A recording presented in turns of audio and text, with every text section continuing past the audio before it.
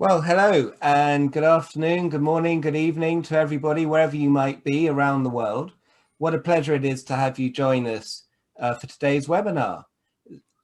My name is Richard Bagnall. I'm Karma's Global Co-Managing Partner, and I'm also the chairman of the International Trade Association called AMEC. AMEC is the International Association for the Measurement and Evaluation of Communication. It's a trade association of over 180 organizations of people and companies who are interested in learning how to measure communications in a meaningful and effective manner. And I think the ethos of our work has never mattered more than it does today in the terrible economic situation that much of the world finds itself in. How can PR prove and evaluate its work in a meaningful way to show that it is creating value for the organizations, that the PR work's being done, and that it's not just a cost center? Understanding this, getting it right, has never mattered more than it does today. At the heart of AMEC is a collaborative approach to share best practice and educational resources. And each year we run a series of events in Measurement Month, which is November. Obviously, being at the beginning of December, this is one of the very last events of Measurement Month this year. We've had over 50 events. They're all available to watch again on demand at AMEC's website. And Karma has contributed significantly this year with, I think, 8 of our own events, of which this is our final one. You can watch again all of the Karma events in case you've missed them by going to our website at karma.com/mm20.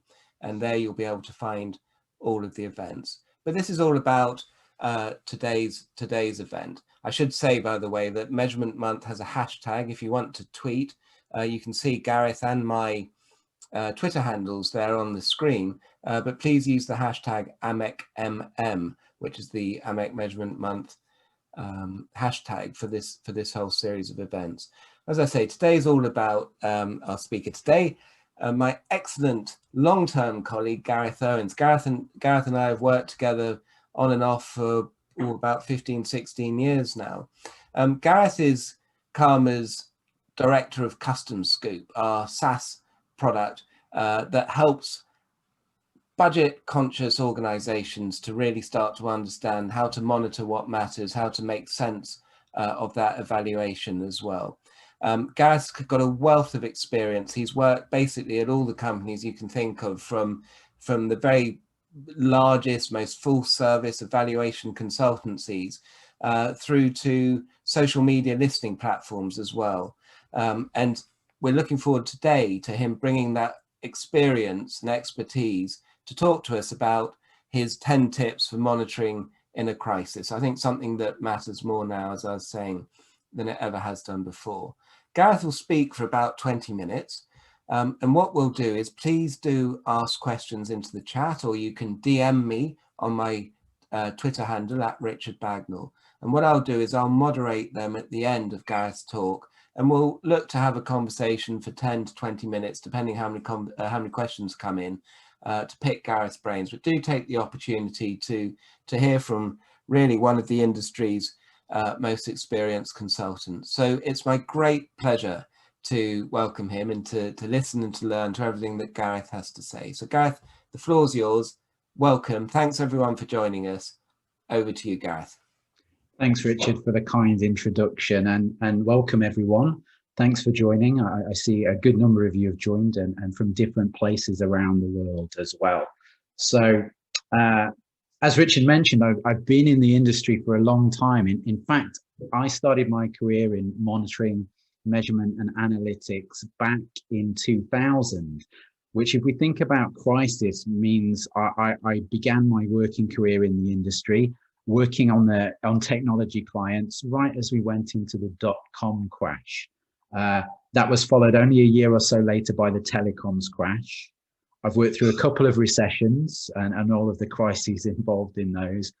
I've had the privilege of leading the UN's evaluation for the Southeast Asia tsunami, both through the Communications Initiative and the wrap-up back in 2004. Worked through innumerable legal cases for that have caused reputational issues, and even dealt with the media impact of a murder trial. That said, I wouldn't claim to be an expert in crisis comms, but I think given the nature of our business, crisis evaluation is really important and is something that is regularly leveraged by organizations in troubling times. So let's drive straight in.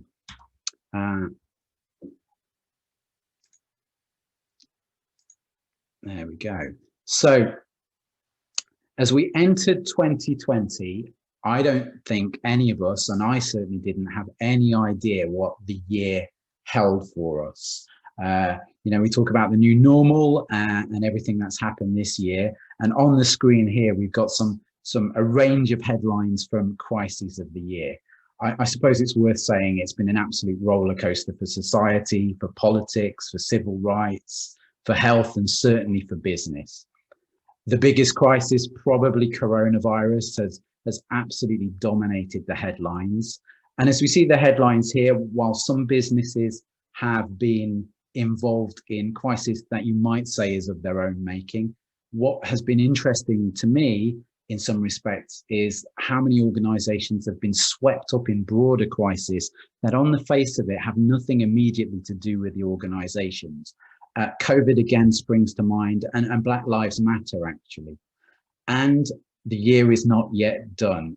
We've got about a month to go, and in the UK here, we've got Brexit looming, which will be a huge amount of change and upheaval for the country. And in the US, we've got the change of administration coming up, which always involves a whole lot of change and a lot of focus for what that means for organizations.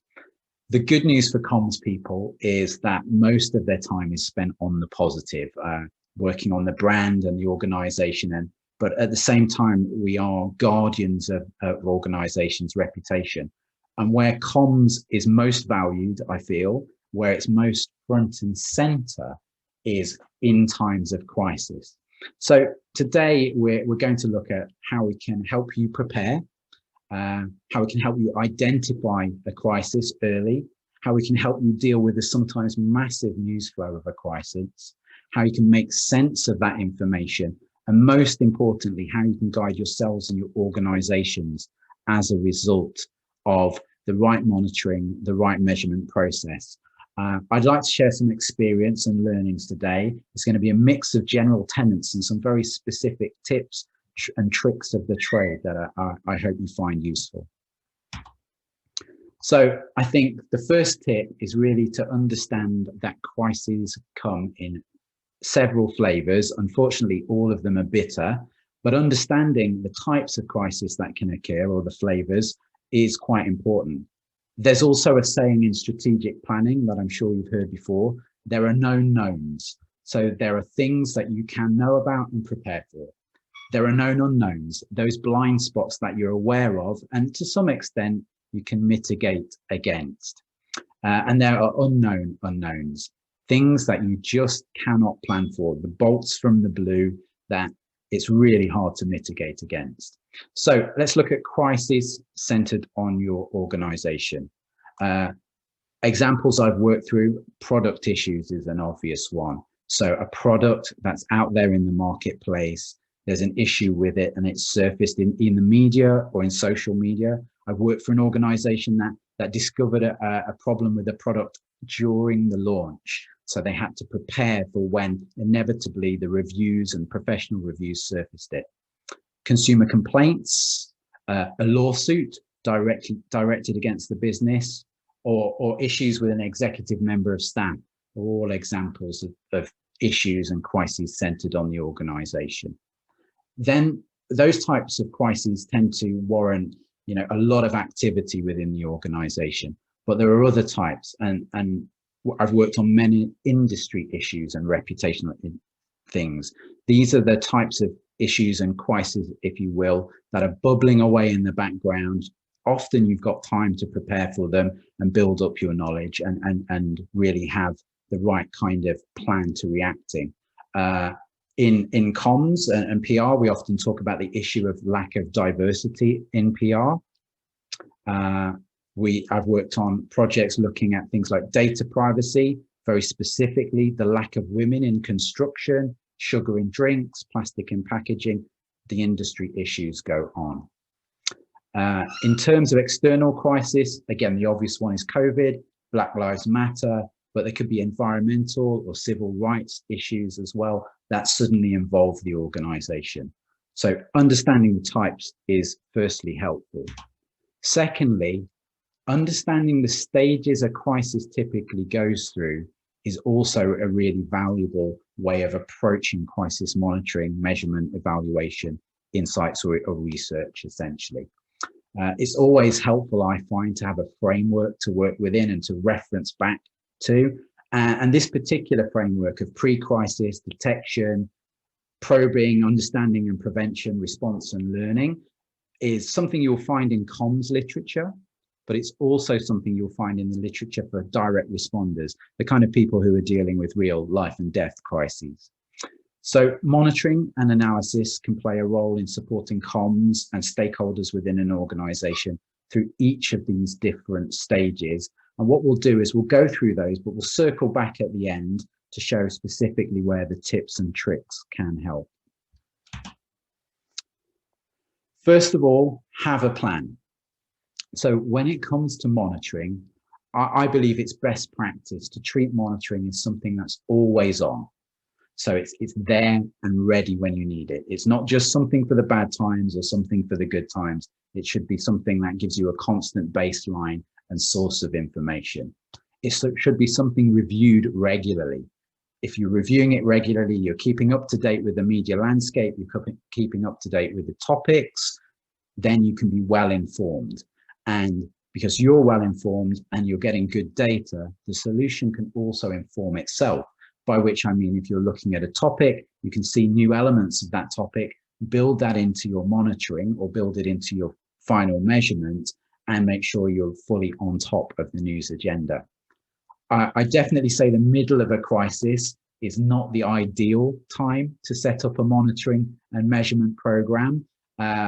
It's possible, it's definitely possible, and it can be done fairly quickly. But I think the challenge for most comms people is during a crisis, there's so much going on in the organization. It's not the ideal time to add starting a new program on top of it. So I would say that as a comms people, they tend to be always busy. So there's never really a good time to set something up. So that said, there's no time like the present.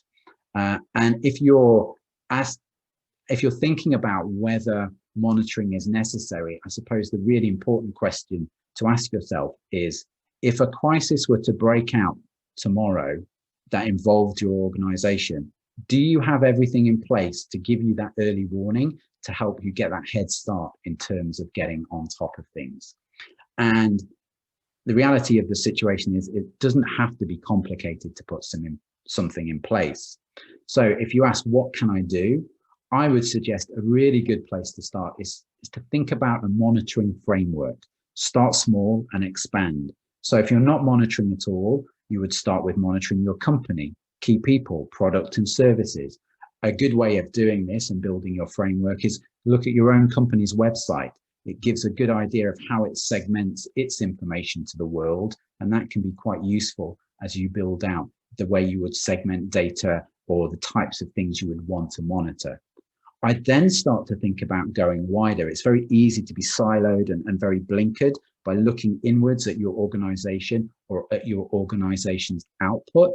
But I would suggest start to look at competitors, industry issues, key industry media. That can be maybe not so important during the average day, but give you a useful set of information and keep your eyes and ears open for new things happening in the industry. Definitely resist the urge, I would suggest, to measure just your own output. Now, you might build this framework. It could just be a simple list of things, and you could implement it immediately into a monitoring program, very simply, whether it be a DIY service or a service you're taking with a supplier or vendor or partner or agency, or it could be something you keep in your back pocket that you can roll out at a time that's necessary. So maybe you do just monitor the day-to-day, but you've got a list of things you can bring to bear when necessary. So have a plan and plan ahead. Now, if a crisis breaks, act fast and iterate. So we've got a quote here: think big, act bold, start simple, and iterate fast, from John Patrick, former head of internet technology at IBM. And there are a few things that move faster than the internet, so he should know. I would say, as you are entering a crisis, acting fast and iterating is important. It's also worth, even though you've planned, recognizing that your traditional comms planning, your traditional comms benchmark, the targets that you've set yourself may kind of be thrown out the window at that point. Even things like your deliverables for your monitoring and measurement might need to change. Their focus might need to change. Their cadence might need to change, especially if you're really involved in something fast moving, say in social media. Getting the news, getting your information, getting your insight once a day probably isn't going to cut it. Once an hour, maybe that's too much. You need to make the decision for your organization.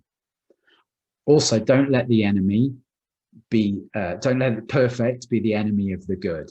It's better to have something in place that's basic, that might be rough, might be ready, but that can be quickly scaled up in times of crisis than starting from scratch. If you're nervous about an issue in the marketplace, it costs you very little to monitor it. If it turns out to be nothing, it's all good. If it turns out to be something, you're already got a head start on the news agenda. If you're working with DIY tools, you probably need to do a bit of reading around and a bit of testing and learning. But if you're working with a partner, I recommend working with a proactive partner. If your organization is dealing with a crisis, talk to your partner, get them to sign an NDA, brief them on the issue, brief them on what you're doing internally, and ask their advice. Don't struggle trying to just direct the organization. Ask their advice. They should be experienced practitioners. They should know best practice. They should have recommendations. Ask them how they can optimize the current service to better serve you during the crisis. Better still, ask them if they provide any crisis-specific services that you might be able to leverage, even just for a short time. And ask them for support. You're going to probably need more support and more availability during times of a crisis, and a good partner will be able to deliver that. During the crisis, things will evolve, so check in and be willing to work with them to make changes. Monitor with a purpose is my next tip. It's always important to have objectives. Like the framework of stages, it's something you can refer back to time and time again and just give you a sense of direction. So what do you want to achieve? What do you want to achieve from a comms perspective, from a corporate reputational perspective, from a measurement perspective? When you've got this information, what are you going to do with it? What particular things do you want to achieve? Are you tracking the issue? Are you trying to uncover who's covering it in detail and who's just referring to it? What are they saying? Which third parties are commenting in the media? Are they academics? Are they pressure groups? Whatever it may be. How are your own spokesperson performing if you've taken a very proactive stance? Are they out there? Are they delivering the right messages? If you've decided to step back and hopefully maybe not be a poster boy for a particular issue, are there any rogue spokespersons from the organization, maybe in a different region, that are commenting when they shouldn't be? Have a reason for the data you're collecting. And what will you do as a result of that data? Can you course correct your campaign? Can you inform your comms approach? Will you brief executives in the organization so they fully understand the topic and who they're dealing with in the media? Always monitor with a purpose. Otherwise, it's data for data's sake. You hear the expression, and certainly when I lived and worked in the US, I used to hear it a lot. Don't try and boil the ocean. I'm going to tell you to go out and boil the ocean. So what I mean by that is go broad initially. There is value in doing that. Online and social can make any crisis rapidly evolving and very different in different markets. It can be a huge amount of data, but technology can help us get our arms around all of that data. So why would you want to boil the ocean, get the big picture, get your hands around the whole topic? Well, you can assess the growth of the topic, how it's scaling, what kind of momentum it has, how is the topic evolving over time, and that will change. Doing this also gives you an exhaustive sandbox. And by that, I mean, if you're collecting the information in the round about the issue, whether it be an industry issue or about your organization, you're less likely to be blindsided by something you didn't expect. But it also gives you a sandbox of information that you can pick through and learn. And the reason to learn is to understand what within that broad data set is important. So you go wide in some respects to eventually go narrow and understand what is driving the conversation, which media, which social, which journalists, which commentators, etc., etc. So go broad to go narrow, to be specific. You can now decide, you have got a big data set you can whittle down, and your partner can help you with this to decide what is important, to ultimately monitor and measure what really matters. This helps you avoid information overload. Thousands, hundreds, sometimes millions of pieces of data can be hard to digest. By being able to focus on a specific subset, that becomes much more manageable, much more digestible, and it can be a very influential and indicative sample. In practice, a real tip here is an organization such as ourselves, when we're monitoring, might actually monitor broadly and very narrowly in parallel. The reason for that is it just helps you make comparisons. You don't get blindsided because you've got the big view, but you've still got a much more manageable, impactful view of what's going on as well. There are lots of techniques we use to do this, to reduce the volume, to up the relevance of content, give you more substantial content about the topic, whatever it may be. And these can be things like using very specific terminology, looking at terms, one term within a certain proximity of another, so you're getting more substantive content. Looking for multiple references, maybe the lawsuit must be mentioned twice in a piece of content for it to be collected. So you're getting more substantial rather than passing mentions.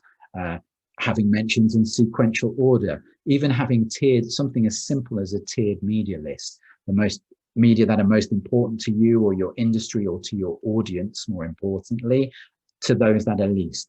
And it might not even be a media list. It could be a list of influencers, advocates, detractors, whatever. Between these two samples, there's lots of room for learning from comparing, contrasting, and reporting in a digestible way. Now, capturing information is only one part of the monitoring process. Disseminating that information in an appropriate way to the audience within your business is the next stage of the process. So let's take an example. Let's take an example probably on the largest scale. Facebook as an organization. They're probably dealing right now across, 190 or so countries in the world. I'm guessing they're probably dealing with industry issues, cultural challenges in different markets, issues with their technology, ethical and political debates, many different regions and teams. And it's a lot to get their arms around. So the ability to define and focus a subset of that media is really important, but to disseminate all of those different topics in all of those different regions to the right people in the organization, be that a particular topic to a legal team, to a comms team, to a regulatory team, to a customer service team, even for social, is important. And to do that, it's important to leverage automation for scale. So here we're talking about things like always on 24/7 dashboards, alerts maybe triggered by scenarios. So only in certain situations would the right content be passed to the right people. Newsletters, more cadence-based, reporting with insights. Newsletters are probably the most common. It's that first email you get on your average morning, where during a time of crisis over your first coffee, you wonder if your entire diary is wiped out for the day. Now, taking that information again and disseminating it, while technology is good for scale, curation and human work is great for an executive audience. So this is kind of taking all of that content, distilling it down into a few need-to-know articles or pieces of content, and that requires a brief human decision-making And that ultimately might deliver just a very short, concise, informative document with maybe some commentary, even a risk assessment to someone in the business. Now, in my experience, it's hard to please everyone in a business with a report, whatever that report will be. So my recommendation from experience is pick one person in the business that you're reporting to. It might be the CEO, it might be the head of a national newspaper, it might be the director of comms. But if the brief can be understood and it can be pitched right for that person, then it will deliver for the organization as a whole. So to disseminate organization correctly, again, we can use technology to structure data. So why do we do that? Well, again, it's about segmenting and making it digestible. If you segment the information for practical purposes, for review and for your audience, it's actually quite easy to do. And we can refer back to our framework. So it's things like brands, competitors, key people, products, services, issues. It can be things like more nuanced, like messaging, but that often requires a human review. It could even be things like media segments. So where is the coverage reported? Political media, business media, entertainment media, whatever it may be. This allows you to review information more quickly because you're breaking it into small, manageable, discrete chunks. By doing that, you can also drill down and filter by multiple topics. You know, I want to look at this topic where it's negative, only in France, only in political media, and really get to the crux of what's going on. It also gives you small data sets you can compare against each other and see when they change. And that might alert you to something important as well. So splitting the contents like this with categorization, with smart categorization, can really help you make sense of the world. I'd also say capturing, structuring, and disseminating data really only covers the basics. What's important and where the most of the value lies is turning that comms output or that media output or that social output into actual business intelligence. Now, this can be something that's done in-house, or it can be done with experts who are familiar with the media and familiar with driving insights from that data. You can do this to some extent with platforms, but really a platform is just a tool and the content is just a data set. It still needs that human experience and expertise to make something of that data to provide recommendations. After all, insight is a human activity. The other thing to do with this is it's mostly driven by media evaluation and analyst evaluation of content or research into the content. And often there's a challenge with doing that in an organization, just because of bandwidth, especially during crisis, but also with the challenge of marking your own homework. So as a third-party objective provider, I would recommend, of course, that you use a third-party objective provider to deliver that expert analysis, and then you can nuance it for your organization as well. Media measurement as the last part of the process shouldn't just be the last part of the process. It should actually be done throughout the process, so that it becomes able to inform your strategy, inform your tactics during the crisis, show you what is working, what is not delivering, maybe what other organizations are doing with their comms that is working or not working. And it helps you course correct and guide senior management. The last thing it can be used for is to close the loop. So as a crisis is running down, to take a look back.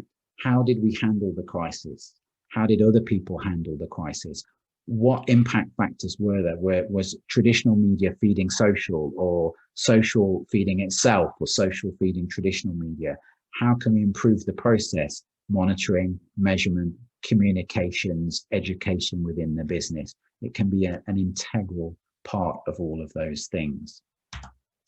So if we look back at our 5 stages of a crisis, I definitely say monitoring and measurement is not a cure for all ills. It might actually be quite a small part of your crisis response. It might be the first 10 minutes of your day, but it will be an important 10 minutes. There is the old tenet, knowledge is power, and the right monitoring, the right measurement, the right insights really can arm communicators with knowledge that they can take to the business or make really smart business decisions with. So if we look at them pre-crisis, the time to plan, prepare your monitoring, start to understand your landscape, maybe build your framework and start taking a look at things. Crisis detection, hopefully you're capturing that content early, implement your framework, set your objectives for what you want to do, act fast and iterate, lean on your partners and be ready for rapid change. Probing and prevention, monitor, measure, segment your data into meaningful chunks, educate your audience and disseminate that information. Crisis response, this is the time to adapt, to measure, to course correct. And then finally learning, that's that final breathe out, we're through this, let's take a look at what we've done, what we've achieved, what worked, what didn't work, and what we can learn from the future. So finally, just a quick recap on my tips for the day. We'll provide a download for these. And I'd like to hand back to Richard, who I think has been fielding some questions throughout.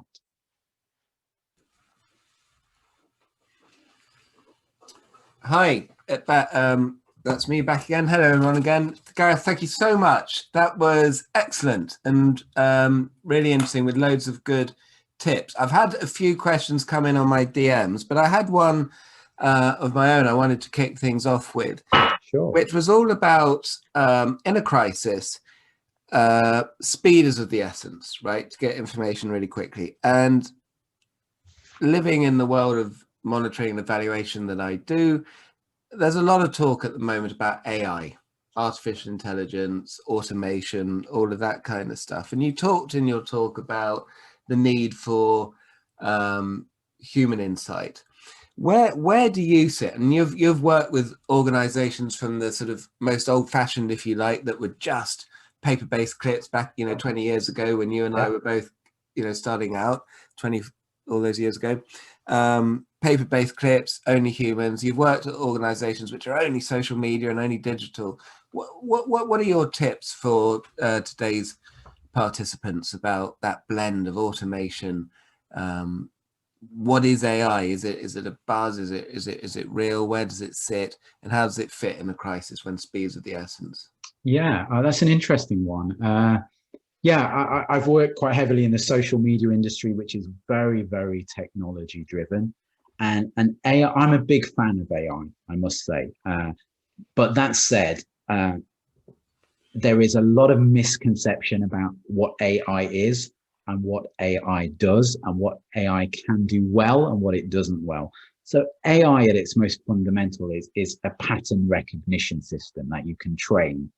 And it's useful for doing very simple things at a large scale. So an obvious example of a pattern is image recognition.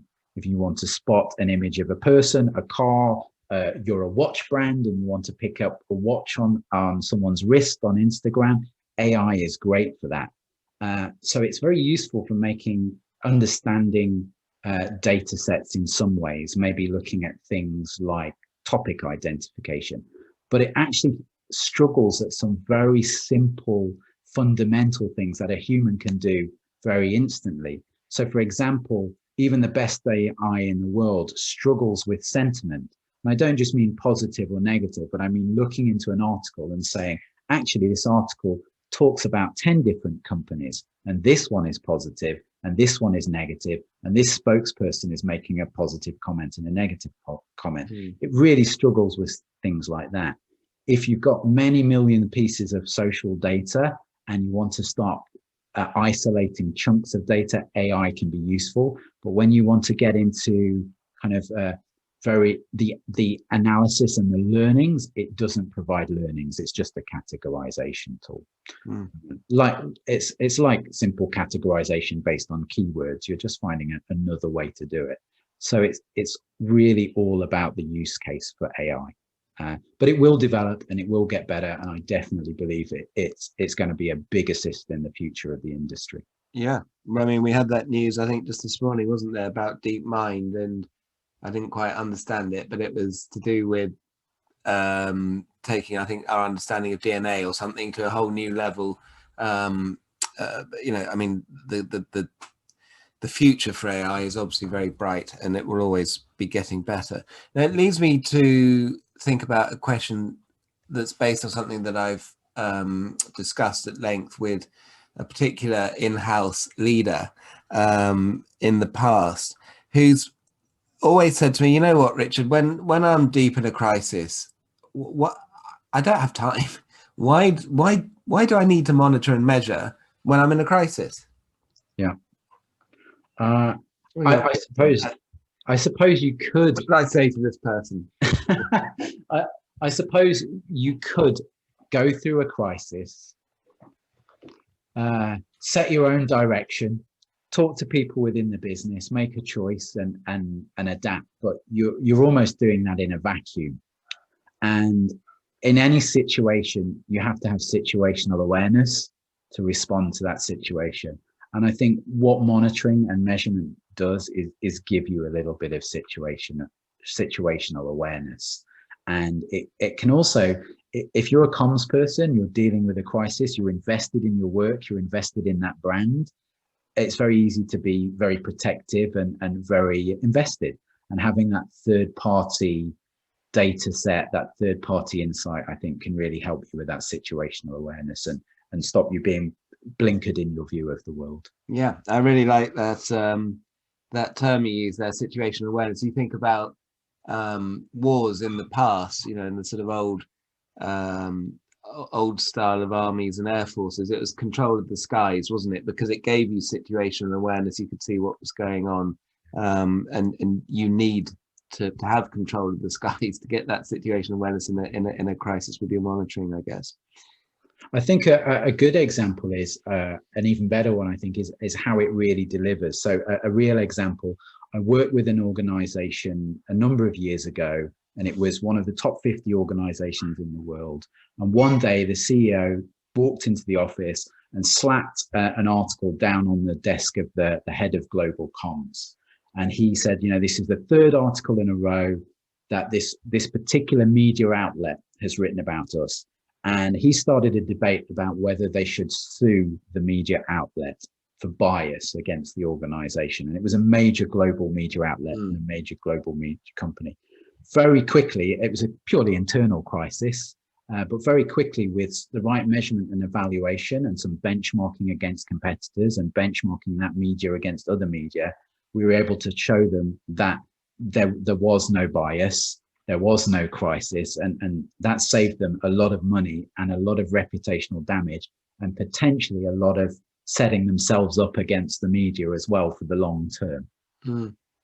One of our guests today, Roxanne, hi Roxanne, says having a crisis comms plan in place also helps the team and its constituents not overreach or overreact during crisis, because they're prepared and have an outline from which to work from, which I think is absolutely right. But what would you say they should do if they don't have that plan in place then? Well, I think there's a wealth of material out there to help educate the team. I think as comms people, often they have that information, but it's and sometimes, unfortunately, it takes a crisis to educate the business that the preparation is needed. You know, I've met with a multinational business that was kind of at the top of its game, and they didn't really need to believe they didn't believe they needed to plan or to monitor or to measure because they were on top of their game. But it's all well and good when you're on top of your game, but when the crises come, it's not the time to plan it. Unfortunately, humans have a habit of learning from mistakes, and absolutely no, and it's, you know, with my AMEC hat on, it's one of our key things that we're drumming. You know, one of the key messages we're drumming at the moment is the need for forget a crisis, the need for PR and comms professionals to have a proper plan, because without a proper plan, you can't measure effectively. But I mean, obviously, in a crisis, you need to have a plan as well, but far too few organizations in reality do have one, and do have one that's necessarily fit for purpose and fit for current situations. They might be a crisis plan, something that tends to have been done 3, 4, 5, 6 years ago when the world was a very different place. So, you know, they need updating. And on that subject, to this question then about social media and traditional media. So again, at AMEC, we're seeing a lot of people talking about the need to blend social and traditional media data sets together. You've worked at organizations that do one, that do the other, and obviously do both. Why do I need to blend social media and traditional media data sets together? And do I need the same approach, or do I need a different approach? What are your thoughts on that? I think you do need to blend them, and if I think about the man on the street point of view, if you will, they don't segment the media very strictly into different lines. They get their information sometimes from the media and post it on socials, sometimes from social, which informs their view of corporates and the media as well. There are some different approaches. The scale of social is very big. So you may be dealing with an industry topic. It's a small conversation in the media in terms of scale, but there's millions of posts about it on social. But finding out which ones carry the weight is really important. But also, I think for spotting a crisis, it's really important because there are different signals in social. Now, in the media, it might break with a big story. It could be very obvious, or it might bubble away in some trade press or something like that. With social, the signals that you might be in crisis could be different. It might not be any content at all. It might be something as simple as you suddenly start to experience a large loss of followers on your handles, or you actually get more engagement on your content because people are actually complaining. It's negative. So having both side by side gives you a suite of levers, a suite of signals that could tell you if you're in crisis or if someone else in the industry is in crisis. Maybe you're suddenly getting a whole load of new followers, and that's because people are leaving another brand towards yours. So I think it doesn't hurt to have a broader data set as possible, as long as you've got a way to make sense of that data set. Yeah, and I like that. It's like proper insights, isn't it, from social, in terms of those, what you described as signals, I think is really important. Because of course the temptation that too many people have is, because social has such big volumes and numbers, they just count big numbers, and you just get reports with lots of big numbers in them. Those big numbers don't mean anything, and that's not where the signals are. That's not necessarily where the insights are. You need to be looking for the nuances and looking for the trends and stuff like that. We've also talked about communications and monitoring, and in those pure kind of social players would call it social listening. Yeah. And if you think about it, it is all just listening, and a big part of communication is not just outbound, it's two-way. It's listening as part of communication as well. And I think it's really important that social brings that aspect to comms people, that the need to listen is really there. Yeah. So another attendee has asked a question from someone called Jennifer Sanchez. Hi, Jennifer. She says, thanks very much for this very insightful presentation, Gareth. I have a question about data integration. In a crisis, internal comms is at the core of the response plan. So how do you deal with internal comms monitoring and measurement? What are your thoughts about that? That's a good question. I mean, my focus has always been on the external.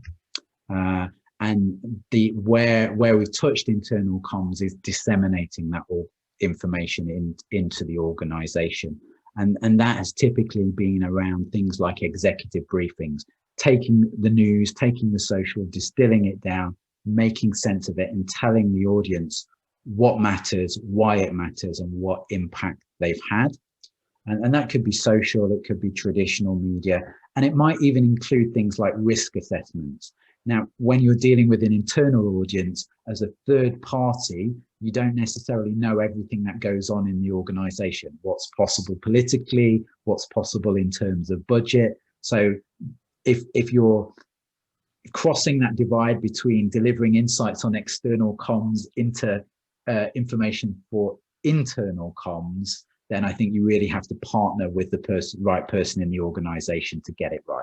Yeah, I mean, I remember discovering some years ago that internal comms represents about half of PR and comms in total. And of course, it's an area that actually from a monitoring and evaluation perspective is often overlooked. And I think what the pandemic has shown us is that internal comms matters more now than ever. You know, all of our staff at all of our companies are largely working from home in all of the different countries around the world.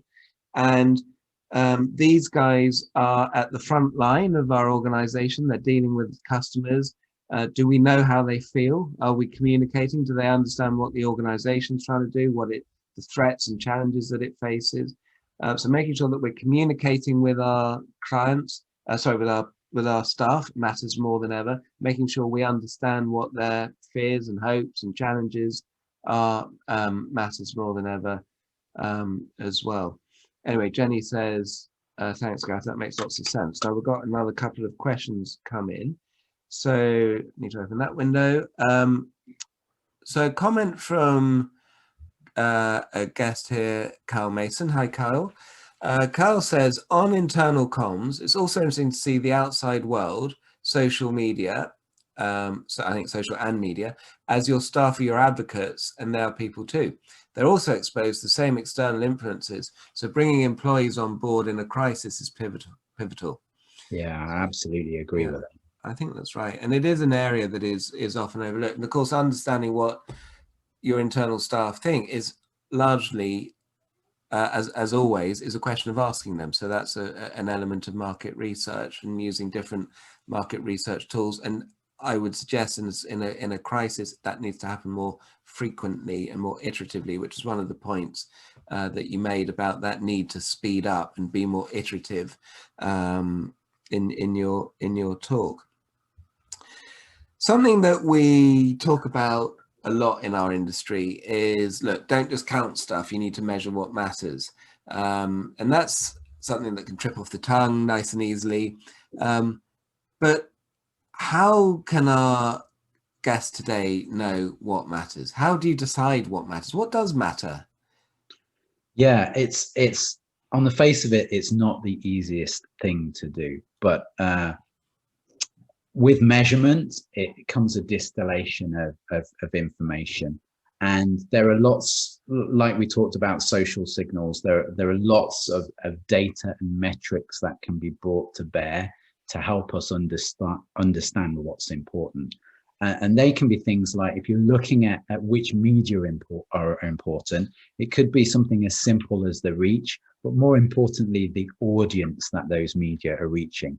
If you are dealing with a heavily consumer biased issue, then your trade press are probably unlikely to really matter in that response.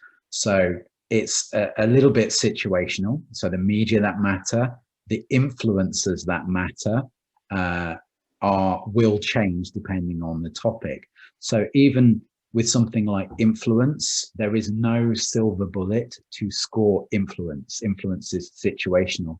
So if you're an airline, you will be looking at a different form of influence, where a celebrity would be very influential potentially for a makeup brand, for an airline, unless it's kind of on the passenger side, probably not. But constantly monitoring, constantly measuring, and using the different metrics and different levers can help you inform that.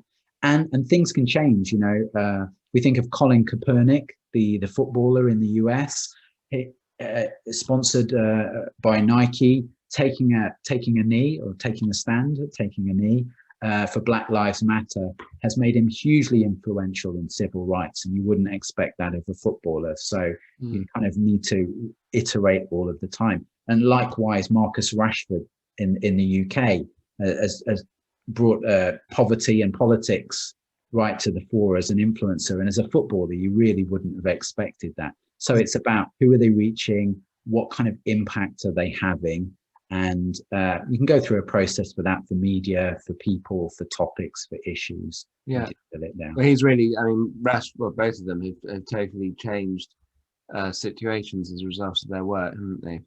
And you know, some good thoughts there on influencers. Of course, the way that influencers behave, and you're trusting your brand into their hands, so you are putting them, you know, into a position of control. And we had an excellent talk earlier in the measurement. I think it was actually the first Karma Measurement Month event with my brilliant colleague Orla Graham, who interviewed probably the world's top authority on influencers, a gentleman called Scott Guthrie, and she did a sort of Q&A conversation with him where they talked about all of those type of risks. And I think one of the issues, the UK government had used some TV, reality TV influencers to help promote the message about hands, face and space in the pandemic, and then it turned out that these people all went and didn't social distance and were partying with each other and not living the message that they were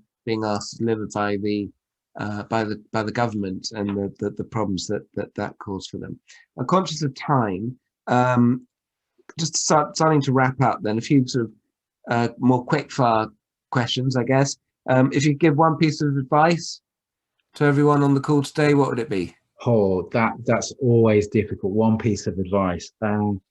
I think if you're going into a crisis, or you're concerned about having the tools at your disposal to be able to deal with a situation, or just looking at your corporate reputation, I would say talk to the experts and ask advice would be my main thing. I've dealt with many organizations that have come to monitoring, come to measurement with a set of instructions, and what they think they need is not necessarily what will best deliver on the outcome they want. Yeah. So seek advice, and the other thing is break the rules. So I'm going to give you two. Okay. Here I'd say simplify whenever you can.